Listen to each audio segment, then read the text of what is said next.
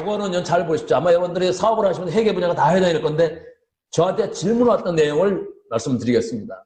제가 이거 대답을 못했어요. 그래서 회계 분야 분들한테 연결을 시켰습니다. 사업을 하신다면 회계 분야 굉장히 중요하지 않습니까? IFRS 아시죠? 세계 회계 기준이죠. 이게 이제 우리나라가 가입을 했습니다. IFRS에. 따라서 IPO한 기업들, 이 주식시장에 상장한 기업들은 이 IFRS를 지켜야 되거든요. 이건 연결 재무제표를 연결해야 됩니다. 어떤 말씀이냐면은 제가 이게 자동차 부품이라고 가정을 하였습니다. 이거 아주 현실적이니까 잘 보셔야 됩니다. 근데 이 현기차, 현대 기아 자동차를 따라가도 제가 부품 공장이 전 세계 5군데가 있다고 가정을 하였습니다. 근데 몇 나라, 2나라는 우리하고 FTA를 체결했고 2나라는 안 했습니다. 근데 제가 상장을 했습니다. 그러니까 IFRS는 해당이 돼야 되고요. FTA는 2나라나 FTA 해당이 돼야 됩니다. 이럴 경우에 어떻게 할 거냐.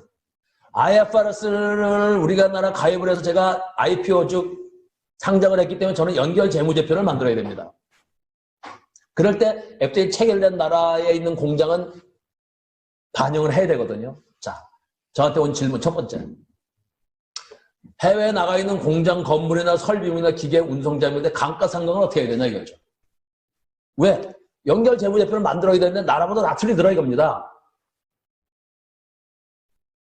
감가상각이 틀리고 아이템도 틀리고 관련 법률도 다 틀린 거예요.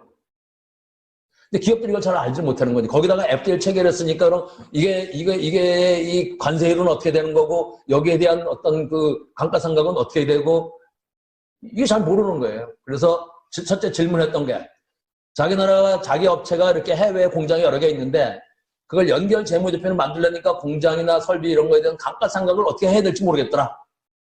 근데 저는 회계 전문가는 아닙니다. 그래서 FTA를 설명을 드리고 회계사한테 연결시켜줬는데 죄송하지만 그 회계사님이 또 FTA를 모르시더라고요. 그래서 저도 제대로 이걸 설명을 못 드렸습니다. 근데 좌우간 이런 질문이 있다는 거 좀 알아두시고 아마 여러분 해당이 되실 겁니다. 두 번째 재고자산 평가입니다. 예를 들면 이렇습니다, 여러분. 제가 두부 공장 사장입니다. 근데 어제 콩이 한 트럭이 들어왔고요. 오늘 2트럭이 들어왔습니다. 근데 제가 오늘 두부를 만들기 위해서 콩이 반 트럭이 나갔습니다. 이러면 한 트럭이 나갔습니다. 그러면 어제 걸 썼을까요? 오늘 걸 썼을까요? 이게 헷갈리는 겁니다. 근데 전 세계는 선의선출법, 후의선출법, 그 다음에 평균법이 있습니다. 나라마다 이게 재고자산 평가는 다 틀린 거예요. 이걸 어떻게 할 거냐. 근데 안타깝게도 회계, 세무, 법률은 FTA에서 다 개방이 됐습니다.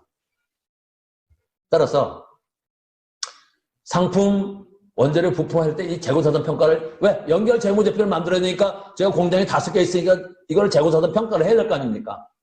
일정한 시점에서. 세 번째도 또 질문을 받았던 겁니다.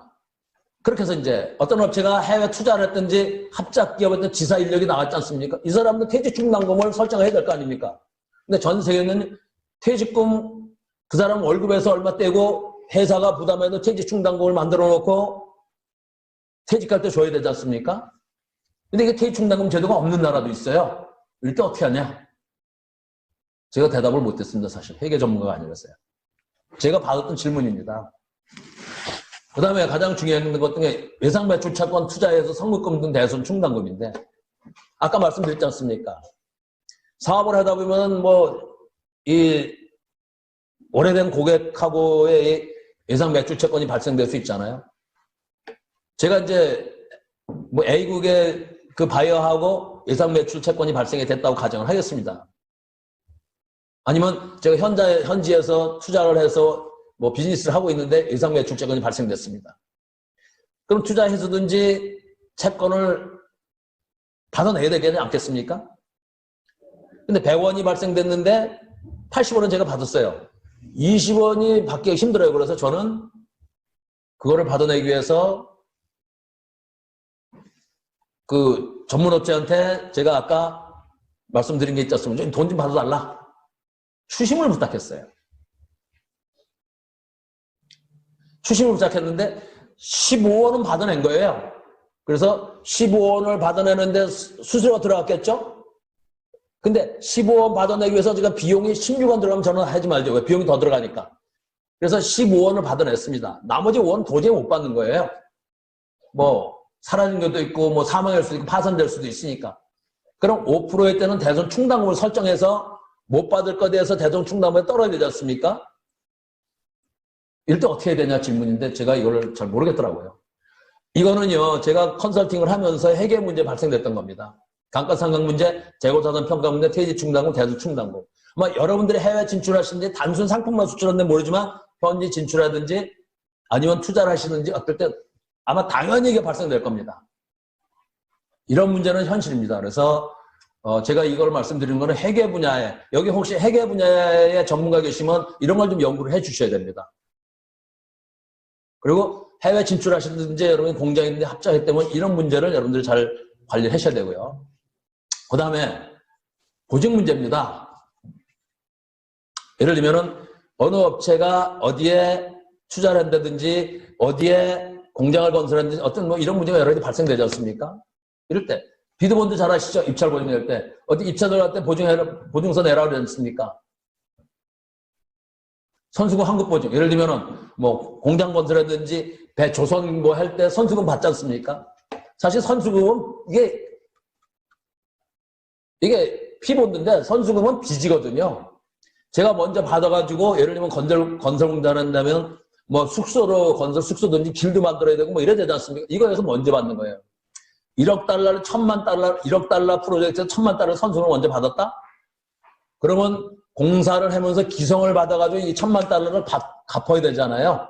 이게 선수금인데 만약에 이 돈을 발주처에서 뭐 이 업체가 선수금 받고 떼먹고 그냥 도망갈 수도 있지 않습니까? 그래서 선수금 환급보증, P본드를 하지 않습니까? 그 밑에 AP본드도 있고 P본드 계약이행보증도 있고 유보금 환급보증도 RB본드도 있고 뭐 여러 가지 하자보증도 메인티넌스 본드도 있지 않습니까? 이런 것이 여러분 이건 기존에 있습니다. 근데 FTA 시장에서 이게 그대로 이행되는 건지 전혀 아닙니다. 왜? 우선 그 나라 들어갈 때 절차, 이 프로세스가 틀려요. 수출되든지 투자할 때 프로세스가 틀려요. 그러면 기존의 무역에서 하던 게 그대로 적용될 수가 없는 거죠. 금융권에 계신 분들은 이런 걸 연구를 좀 해주셔야 돼. FTA 시장에서 P본드든지 AP본드, B본드든지 뭐 이런 걸 어떻게 해라. 어떻게 해야 된다. 이런 게 연구가 잘 안 돼 있습니다. 저는 이런 것 중에 몇 가지 질문을 받은 적이 있어요. 아주 현실적인가? 여러분들 해외 진출하는데 반드시 겪어야 되는 일입니다. 본드는 어떻게 할 거냐? 그 다음에요, 채권 추심, 이것도 반드시 아마 해당이 되실 겁니다. 기존의 채권 추심은 FTA 시장 말고 채권 추심은 이런 일이 벌어집니다. 제일 먼저, 돈을 이상 안 갚는 거예요, 해외에서. 그러면은, 뭐, 국내라고 가정을 해보겠습니다. 해외가 똑같으니까. 왜? FTA 시장에서 시장이 통합됐으니까 국내가 똑같은 거예요. 돈을 안 갚으면 채무자가 어디 있는지, 그 사람 뭐 신용은 어떤지, 원래 이렇게 돈 다 떼먹는 건지, 재산은 어디다 숨겨둔 건지, 이거 안 갚으려고 막 가짜로 이용도 하지 않습니까? 이거 조사를 해야 돼요. 그리고 내가 돈 갚으라. 너 돈 갚을 때 됐다. 그래서 변제 촉구를 합니다.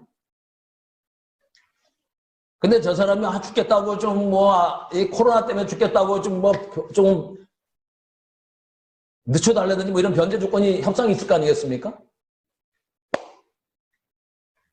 그 다음에 분할 상환도 하겠죠. 이거 한꺼번에 도저히 못하겠으니까 좀 몇 달을 걸쳐서 아니면 몇 년에 걸쳐서 해달라. 이거 기존에 있는 겁니다. 이런 거요. 그래서 이제 변제가 되면 수령을 하고요. 그것도 안 되면 이제 법적 절차 가는 거죠. 그 중에서 이제 여러 가지 판결적 수금 있지 않습니까? 컬렉션, 비프 판결되기 전에 수금을 하라. 왜 법적 들어간다면 이제 돈 주는 데도 있거든요. 근데 안 그런 데도 있어요. 그럼 판결로 결국 최고를 통해서 뭐 압수하든지 이래가지고 수금하는 경우도 있죠. 그럴 때 에셋, 재산이 있느냐 이게 확인이 가능해. 어디 숨겨놓은 게 들켰어요. 그럴 때는 또 어디 몰래 취업했더라고요. 왜 이제 디덕션을 급여도 공제하든지 어태칭 뱅크 어카운트, 계좌를 압류한다든지 돈 들어오는 게 있으니까 보니까. 그 다음에 리커딩 or lion on property, 프로퍼티에 대해서 선취특권, 이런 설정하는 거죠. 리언.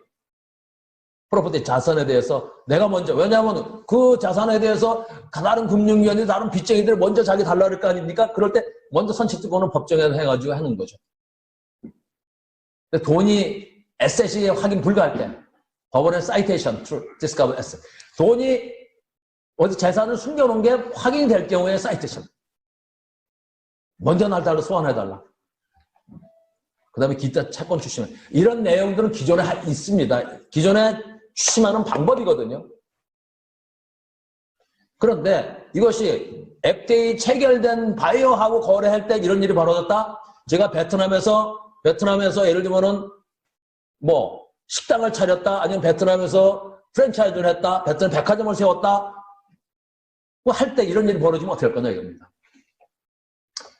FTA 체결되면 아까 서비스 분야 많다고 했지 않습니까? 기존에 뭐 프로세스든지 뭐 여러 가지가 많잖아요, 조건이. 과연 기존에 하는 대로 이게 될까요? 아닙니다. 근데 이런 연구를 해야 된다 이거죠. 이제는 해야 됩니다. 그래서 저는 금융권에 계신 분들한테 이런 문제를 제기를 한 거예요. 아까 말씀드린 대로 회계 분야, 보증 분야 대표적으로 이런 채권 출신 분야. 왜냐하면 제가 겪었으니까 질문을 왔는데 대답을 못하는 게 많거든요. 자, 또 하나 아주 중요한 게 있습니다.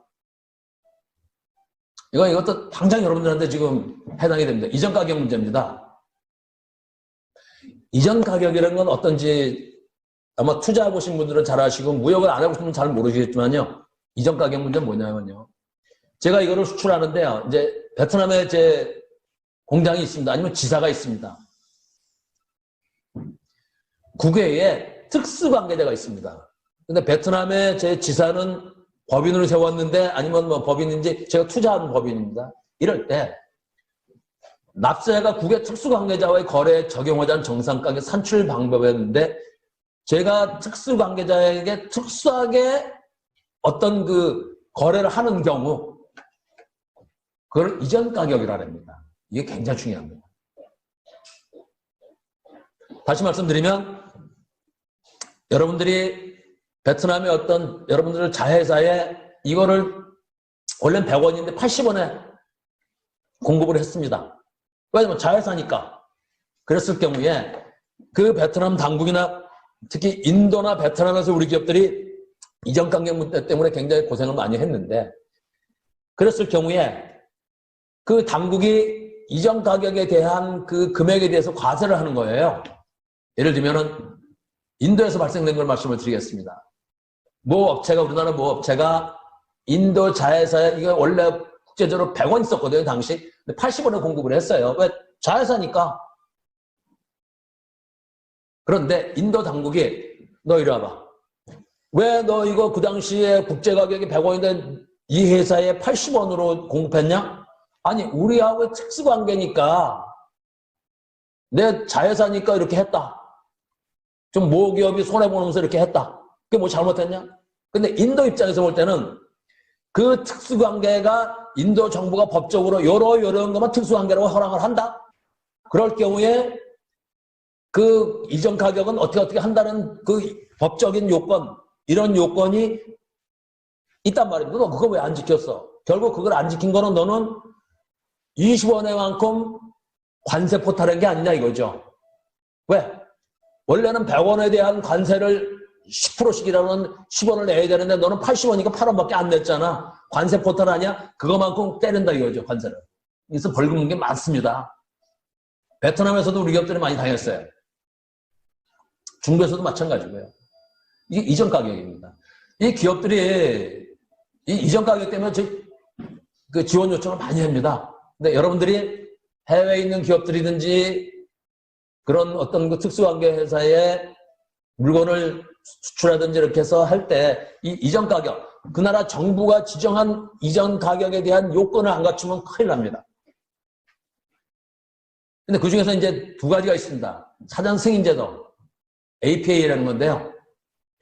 납세자가 향후 국외 특수관계자 거래에 적용하자는 정상가격 산출 방법에 관하여 과세 당국의 사전 승인을 받는 제도. 예, 이러면 됩니다. 예를 들면요. 베트남인데 인도라고 합시다. 인도하고 이게 맺었으니까 인도 세무당국하고 우리 세무당국하고 이전 가격에 대해서 합의를 했습니다. 협정을 했어요. 앞으로 인도와 한국의 관계는 이전 가격 문제는 이런 범위 내에서 이런 규정을 지켜주면 이걸 합법으로 생각하고 벌금을 안 때린다 라고 협정을 맺은 게 있습니다. 근데 기업들 잘 모르잖아요. 그래서 인도를 수출하기 전에 우리 과세 당국에 이게 이렇게 하면 됩니까? 하고 사전 허가를 받으라는 거죠. APA가. 그 다음에 MAP라는 게 있습니다. 그래도 문제가 생길 수 있어요. 그러면은 우리 과세 당국에 상의를 해서 당국 간 합의를 좀 보게 만들어라. 기업들이 우리 기업이 인도나 중국이나 예를 들면은 베트남의 과세 당국 혼자 상대하기 힘들지 않습니까? 이거 아주 현실적이고 질문이 많이 들어온 것 중에 하나입니다. 해외에 특수관계 법인이 있을 때 과연 이전 가격을 어떻게 하는 게 좋으냐? 한중간은 최근 합의를 봤습니다. 그래서 여러분들 그냥 수출이나 해외 진출이 그냥 되는 게 아닙니다. 이런 것들을 반드시 잘 연구를 하셔서 상의를 하셔야 됩니다. 근데 이게 기존에 있어요. FTA 되기 전에. 근데 FTA 체결됐으면 이전 가격을 어떻게 할 거냐? 반드시 하셔야 돼요. 왜? 가격 자체가 틀리잖아요. 관세든지 물류비든지 여러 가지 조건들이 있으니까 인허가 비용이든지. 근데 과연 이전 가격 문제를 적절하게 해당국의 법률도 지키면서 FTA를 활용하는 게 어떤 거 있느냐? 심각한 문제입니다. 이런 건 바로 현실 문제거든요. 그래서 이거 잘 생각해 주시기 바라고요. 자, 그래서 이거 예를 들면은 이전 가격 너무 중요하기 때문에 추심이나 이런 어떤 채무 채권관 문제, 또 그다음에 이행 보증 문제, 그다음에 이런 회계 분야의 어떤 기존의 문제점들 이런 것들을 잘 좀 활용을 하시고 그러려면 FTA를 잘 아셔야 됩니다. 이걸 하시고 조금 쉬시겠습니다. 결국 이렇게 하셔야 됩니다. 어느 나라든지 여러분들이 거래를 하실 때 그 나라하고 FTA를 체결되어 있으면 FTA를 활용을 하셔야 됩니다. 안 그러면 뭔가 문제가 생겨요. 우선 최근에 보니까 바이어가 FTA를 원합니다. 왜? 자기도 유리하니까. 그래서 바이어 니즈를 좀 맞춰야 되고요. 그 다음에 아까 제가 말씀드렸습니다. 경쟁을 상실합니다. FTA를 활용하지 않으면. 왜? 다른 경쟁 상대들은 내가 수출하고자 하는 나라와 FTA를 체결해서 뭐 여러 가지 혜택을 받는데 나만 모르고 있으면 안 되지 않습니까? 제일 중요한 것 중에 리스크가 증대됩니다. FTA는요, 여러분, 법이나 규정이 많이 바뀌어요. 한미 FTA가 되고 나면은 우리나라 법이 25가지가 바뀌었어요. 법은 안 지키면 불법이 되는 겁니다. 밖에 여러 가지가 있습니다. 그래서 리스크가 증대되기 때문에 해야 되고, 특히 관세 같은 비용이 철폐되지 않습니까? 비용이 철폐되잖아요. 그걸 활용해야 되고요.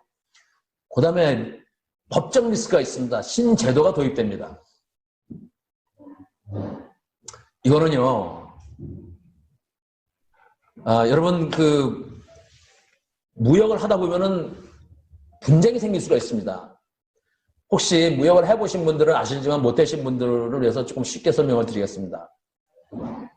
이 무역을 하는 수출이나 수입할 때 영문 계약서에 보면은요 이렇게 되어 있습니다. 분쟁이 발생되면 싱가포르 법원이든지 스위스의 뭐 어디 법원을 간다 라고 이렇게 되어 있습니다. 그게요. 이제 뭐 스위스 제네바 법원에 가서 이렇게 분쟁을 해결하는 그런 게 되어 있습니다. 보통 일반적인 무역에서의 분쟁 해결 방법이 그렇게 되어 있습니다. 영문 아마 잘 생각해 보십시오. 영문 표준 계약서 이렇게 되어 있습니다. 그런데 FTA에서는요, 이것도 메모를 해 보십시오. FTA에서 분쟁 해결 방법은 기존의 분쟁 해결 방법 틀립니다. 그래서 기존의 무역하고 할 때 분쟁 방법은 분쟁이 발생되면 제3국의 공정한 싱가포르 법원이나 제네바 법원 간다. 왜? 우리는 우리 쪽으로 끌어올라고 하고 우리 법원에 받으려고 상대는 상대국에 가려고 할 거 아니겠습니까? 그래서 제3국에 받는다 그랬는데 FTA에서는 이게 안 통해요. 예를 들면은 한중 FTA를 제네바 법원이 알 수가 없습니다. 이게. 왜냐면 중국하고 한국의 이해가 반영되는데 걔들이 알 수가 없지 않습니까? 따라서 FTA에서는 분쟁 해결 방법이 4가지가 있습니다. 이건 좀 메모해 놓으시면 좋겠습니다. 첫째는 노동 문제든지 자동차 같이 큰 환경 문제는 큰 분야는요. FTA 협정문에 분쟁 프로세스가 명기화되어 있어요. 이거는 그대로 따라줘야 됩니다. 제네바 법원, 싱가포르 법원이 아니라 그 협정문에 이렇게 해결한다는 그 분쟁 해결 방법이 첫째가 돼 있어요. 그걸 따라줘야 됩니다. 이건 다른 빼도 박도 못해요. 두 번째는요. 준거법이 많이 동원됩니다. 준거법은 협정문은 못지만 어디 규정을 준거한다 이렇게 되어 있습니다. 예를 들면은 뭐 분쟁 해결 방법 중에 그런 TBT 기술 문제가 분쟁이 생겼다면 WTO의 기술 분쟁을 준용한다. 준거법이 FTA에서는 굉장히 많습니다. FTA 협정문에 인용된 준거법은 FTA 협정문과 똑같은 효력을 갖습니다. 그러니까 여러분 사업을 하실 때, 수출을 하실 때, 수입을 하실 때 준거법이라는 걸 아주 조심해야 돼요. 이거 한 줄 돼 있어요. WTO, OECD 뭐 어디 걸 준용한다 그러면 그게 규정인 거예요. 그걸 모르시면 안 됩니다. 그래서 분쟁 해결 방법에 아까 협정문에 있는 대로 따른다. 두 번째는 협정문에 없으면은 준거법이 돼 있으면 준거법을 따른다. 세 번째는 이도저도 아니면 새로운 제도를 도입합니다. 동호의결제가 대표적인 겁니다. 동호의결제는 우리나라는 원래 없던 제도입니다. 선진국에 있었는데 이게 한미 FTA에서 들어왔어요. 동호의결제는 어떤 거냐면요. 우리나라 모 업체가 공정거래에 걸렸습니다. 그런데 공정거래 당국하고 타협을 하는 거예요. 협상을 해서 야 내가 잘못했다. 그 대신 피해 보상을 이렇게 하고 앞으로 이런 걸 방지해서 내가 몇백억 내놓겠다. 라고 공정당국하고 합의를 보면은 민형사상 책임은 안 지고 행정처분을 안 받아요. 이게 동호의결제인데 우리나라 이게 대입하고 싶어도 정부와 기업이 담합했다 소리 들을까 못했어요. 근데 한미 FTA에 들어왔습니다. 대표적인 게 다우 있는 네이버가 그 당시에 몇 년 전에 뭘 잘못했어요. 근데 끼어 팔았어요. 그래서 걸렸어요. 그러면서 동호의결제 한미 FTA 이후에 동호의결제 활용해가지고 소상공인 지원금에 500억을 내놓고 민영선 책임을 안 졌어요. 이게 동호의결제입니다. 이런 새로운 제도가 도입이 돼요. 네 번째입니다. 분쟁 해결 방법 중에. 이런 것도 안 되고 그럴 경우에는 이제 서로 협상을 하는 수밖에 없죠. 그래서 여러 가지. 첫 번째 아까 말씀드린 대로 협정문에 들어와 있는 분쟁 해결 방법. 두 번째는 준거법. 세 번째는 동호의결제. 그래도 안 되면은 되게 상사중재원으로 많이 갑니다. 거기 상사중재원에서 해결하자. 그래서 상사중재원이 굉장히 커졌습니다. 그 밖에 기존에 이제 뭐 다른 협상 방법이겠죠. 그래서 제가 드리고 싶은 말씀은 분쟁 해결이 기존의 무역하고 완전 틀리다. FTA는. 따라서 여러분들이 이걸 잘 보셔야 됩니다. 그래서 새로운 제도가 들어온다 이거죠. 이렇게. 아까 말씀드린 CCC 인증 같은 거 안 봐도 되고.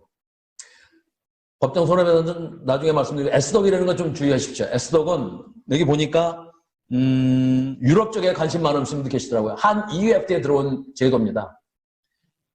에스덕은 Suppliers Declaration of Conformity입니다. 이게 뭐냐면은요. 어떤 전기 전자제품이 유럽에 들어갈 때 전기 안전 테스트를 받아요. 다리미 같은 거. 그 다음에 뭐 전자파 테스트를 받아야 돼. 전자파 활용하는 거 있지 않습니까? 이게 유해한지 아닌지. 근데 그것이 우리 기업들이 EU에 들어가서 굉장히 힘들어하는 어떤 인허가예요. 근데 그게 없어졌어요. 에스더. 서플라이어가 디크레이션 선언만 하면 돼. 공급자가 선언만 하면 돼. 오브 컴플레인. 나는 그 인증 조건에 맞췄다. 그리고 검사를 안 해요. 한 EU FTA 됐을 때 이걸 얘기하니까 기업들이 진짜냐고 안 믿으려고 그랬어요. 사실입니다. 대신 거짓말을 했을 경우는 벌금이 엄청나 많습니다. 아직 퇴출될 거예요. 이런 식으로 새로운 제도가 도입됐는데 이걸 모른다? 그럼 자기만 손해죠. 뭐. 그 다음에 글로벌 준거법 아까 말씀드렸죠. 그 다음에 법이 개정된다 그랬죠. 이러한 걸로 인해서 결국 FTA 체결된 국가의 거래는 FTA를 활용하셔야 된다. 모르면 자기만 손해다. 이런 말씀을 드리고 싶고